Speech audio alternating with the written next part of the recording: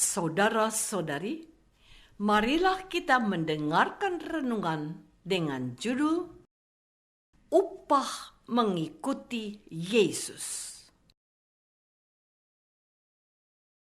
yang berdasarkan pada Injil Markus bab 10 ayat 30. Kata Yesus, orang itu sekarang pada masa ini akan menerima kembali 100 kali lipat rumah, saudara laki-laki dan perempuan, ibu, anak, dan ladang, sekalipun disertai penganiayaan, dan pada zaman yang akan datang, ia akan menerima hidup yang kekal. Dalam nama Bapa dan Putra dan Roh Kudus. Amin. Saudara-saudari terkasih dalam nama Tuhan Yesus Kristus. Para murid Yesus yang berjumlah 12 orang, atau biasanya kita sebut sebagai para rasul, merupakan manusia biasa seperti kita. Mereka membutuhkan makanan, minuman, dan yang paling penting adalah kepastian akan masa depan mereka. Oleh karena itu, dalam bacaan Injil hari ini, kita mendengar keluhan Petrus tentang upah mengikuti Yesus. Petrus berkata kepada Yesus, "Kami ini telah meninggalkan segala sesuatu dan mengikut Engkau."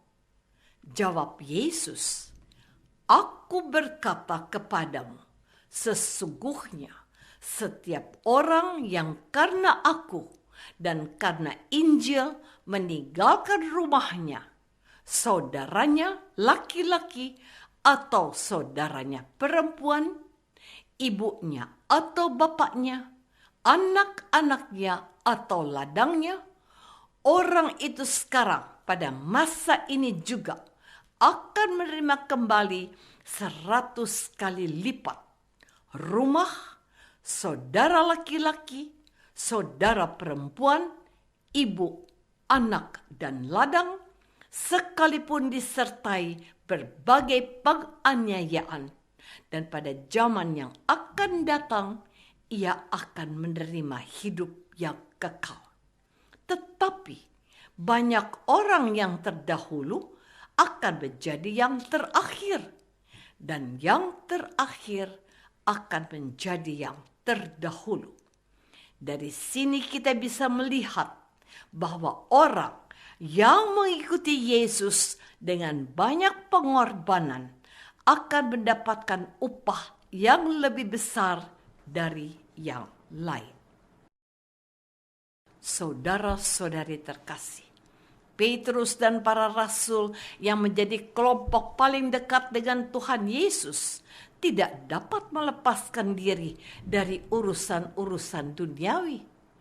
Mereka juga takut dan khawatir akan masa depan mereka, sebab mereka sendiri telah meninggalkan pekerjaan yang menjadi jaminan sekaligus pegangan bagi mereka untuk menatap masa depan.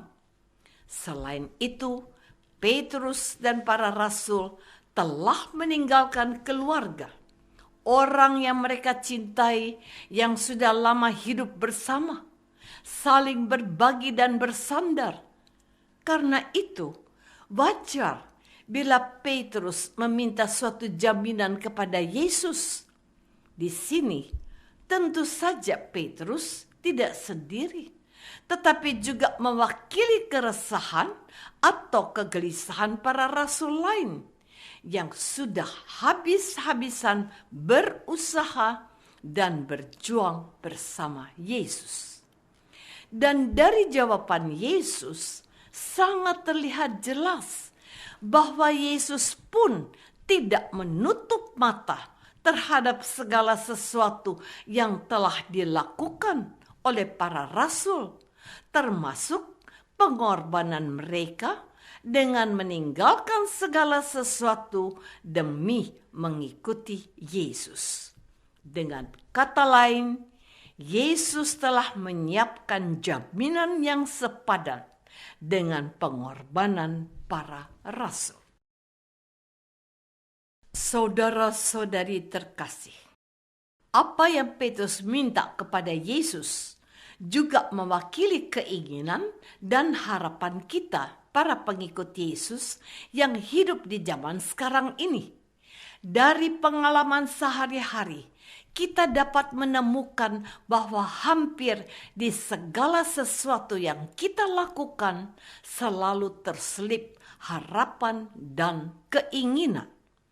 Orang tua bekerja dengan harapan ada hasil yang dapat mereka pergunakan untuk menghidupi keluarga dan anak-anak.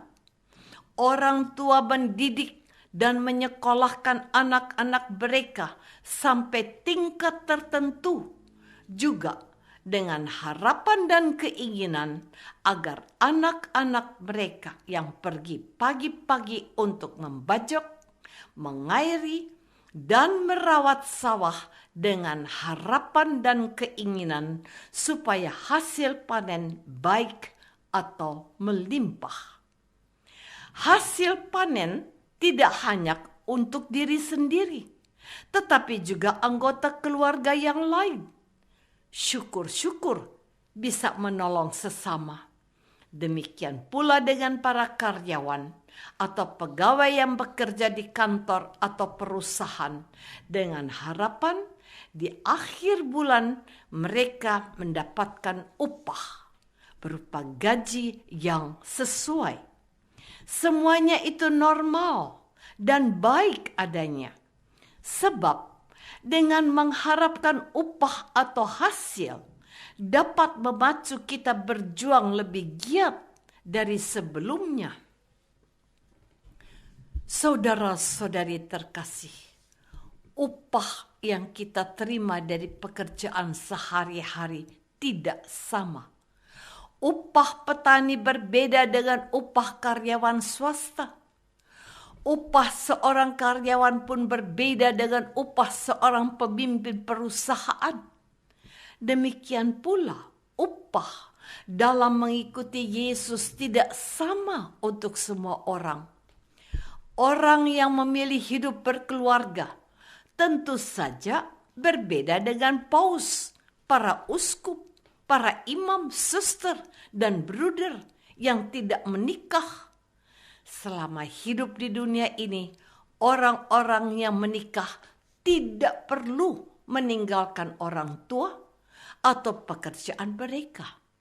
Mereka yang menikah juga setiap hari dikelilingi oleh orang-orang yang mereka kasihi, seperti orang tua, suami, istri, anak-anak, atau anggota keluarga yang lain. Sementara mereka yang tidak menikah, seperti para pastor, umumnya harus meninggalkan segala sesuatu. Kita bisa membayangkan para pastor atau suster yang dikirim keluar dari daerahnya dan ditugaskan di daerah lain yang jauh dari kampung. Bahkan ada yang ditugaskan di negara atau benua tertentu yang sangat asing bagi mereka, baik dari segi bahasa, budaya, maupun perbedaan lain. Tidak sedikit pula yang dibunuh pada saat mereka menjalankan tugas di negara lain. Namun, upah paling utama yang kita harapkan ialah masuk surga. Apakah kita sudah mengetahui bahwa untuk mendapatkan upah sebagai pengikut Yesus dibutuhkan perjuangan dan pengorbanan? Marilah kita berdoa. Tuhan Yesus Kristus, Engkau memanggil setiap orang menjadi pengikut-Mu dengan berbagai macam cara. Engkau pula telah menyiapkan jaminan bagi setiap kami para pengikut-Mu. Asalkan kami mau dan rela untuk berkorban dan mengabdi demi kebaikan dan keselamatan sesama.